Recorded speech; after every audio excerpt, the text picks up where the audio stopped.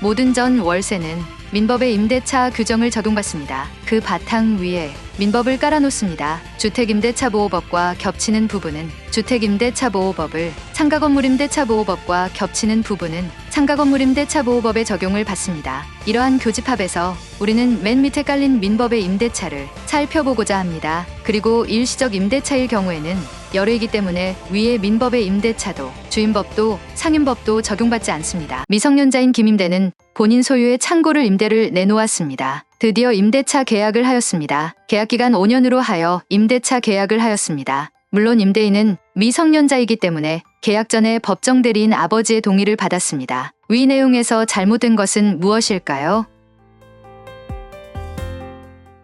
1. 민법 제619조 처분능력 또는 권한 없는 자의 단기 임대차. 민법 제619조는 처분능력 또는 권한 없는 자의 할 수 있는 단기 임대차에 대해 규정하고 있습니다. 이 조문은 임대차 계약의 기간을 제한하여 처분능력이나 권한이 없는 사람이 임의로 장기간 임대차 계약을 체결하는 것을 방지합니다. 이 법률은 임차인의 권리를 보호하고 임대차 계약이 공정하게 이루어지도록 하기 위한 것입니다. 예를 들어 미성년자나 피성년후견인, 피한정후견인 등 처분능력이 없거나 제한된 사람이 임대차 계약을 체결하면 그 계약의 기간은 이 법률에 따라 제한되어야 합니다. 또한 이 법률은 임차인이 임대차 계약의 기간이 너무 길어져서 그 계약에 대한 권리를 행사하기 어려운 상황을 방지합니다. 이는 임차인의 권리를 보호하고 임대차 계약이 공정하게 이루어지도록 하기 위한 것입니다. 따라서 민법 제619조는 처분능력이나 권한이 없는 사람이 임대차 계약을 체결하는 경우에 그 계약의 기간을 제한하여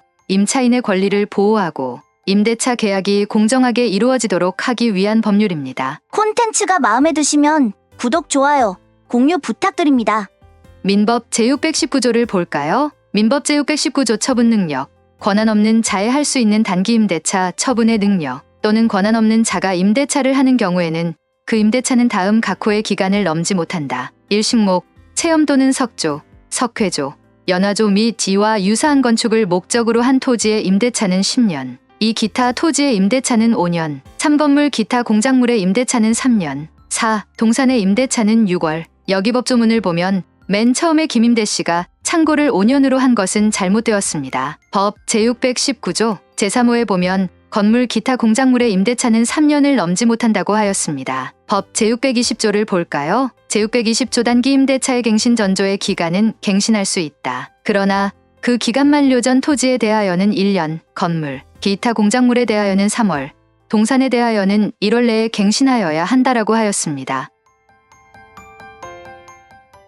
이 민법 제619조의 처분능력 또는 권한 없는 자 누구를 말하는 것일까요? 민법 제619조에서 언급하는 처분능력 또는 권한 없는 자는 일반적으로 재산을 처분하거나 계약을 체결할 법적 능력이나 권한이 없는 사람을 의미합니다. 예를 들어 민법에서는 미성년자, 피성년후견인, 피한정후견인 등이 처분능력이 없거나 제한된 사람으로 규정하고 있습니다. 또한 소유권자가 아닌 임차인이나 지상권자와 같이 특정 재산에 대한 처분 권한이 없는 사람도 이에 해당할 수 있습니다. 이러한 사람들이 임대차 계약을 체결하는 경우 그 계약의 기간은 민법 제619조에 따라 제한되는 것입니다. 이는 임차인의 권리를 보호하고 임대차 계약이 공정하게 이루어지도록 하기 위한 법적 조치입니다. 이러한 규정은 임차인의 권리를 보호하고 임대차 계약이 공정하게 이루어지도록 돕습니다. 3점 법정 대리인의 동의를 받아 계약을 하여도 민법 619조에 따른 임대차 계약의 기간 제한은 존재한다. 민법상 처분 능력이 없거나 제한된 사람의 미성년자, 피성년후견인, 피한정후견인 등이 임대차 계약을 체결하려면 그 법정 대리인이나 성년후견인, 한정후견인의 동의가 필요합니다. 이 동의가 있으면 그 사람이 임대차 계약을 체결하는 것이 가능하며 그 계약은 유효합니다. 그러나 이러한 경우에도 민법 제619조에 따라 임대차 계약의 기간에는 제한이 존재합니다. 이 제한은 임차인의 권리를 보호하고 임대차 계약이 공정하게 이루어지도록 하기 위한 것입니다. 4주택이나 상가건물일 때에도 민법 제619조의 임대차 기간을 적용하는지, 상가건물 임대차보호법에는 민법 제619조인 처분능력, 권한 없는 자의 할 수 있는 단기 임대차 규정이 없습니다. 그러므로 상가건물 임대차보호법이 적용되는 상가건물을 임대차할 때에도 민법 제619조의 사항이 있다면 민법을 적용해야 합니다. 따라서 미성년자 임대인이 상가를 임대하려는 경우 민법 제619조에 따라 법정대리인의 동의가 필요하며 계약 기간에도 제한이 있을 수 있습니다. 이는 상가건물 임대차 보호법이 민법에 대한 특례를 규정하고 있지만 민법 제619조에 대한 특별한 규정이 상가건물 임대차 보호법에 없기 때문입니다. 그러므로 상가건물 임대차 보호법이 적용되는 상가건물을 임대차할 때에도 민법 제619조의 사항이 있다면 민법을 적용해야 합니다.